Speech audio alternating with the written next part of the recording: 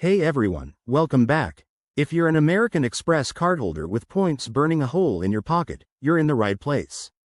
Today, we're diving into how to transfer those valuable Amex points to airline partners, turning your rewards into dream vacations or spontaneous getaways.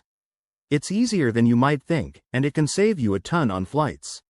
Let's get started. First off, why bother transferring points? Well, American Express membership rewards points are super flexible. But when you transfer them to airline partners like Delta, British Airways, or Singapore Airlines, you can often get more value per point. For example, 1,000 Amex points might equal 1,000 airline miles, potentially unlocking award flights that cost hundreds in cash. But remember, transfer ratios and availability vary, so always check first. Step 1. Make sure you have an eligible American Express card. Most cards that earn membership rewards points, like the Gold or Platinum, allow transfers. Log into your Amex account online or via the app. Once you're in, head to the Rewards section. It's usually front and center. Next, find the Transfer Points option. You'll see a list of airline and hotel partners. Select the airline you want, like flying with Delta SkyMiles.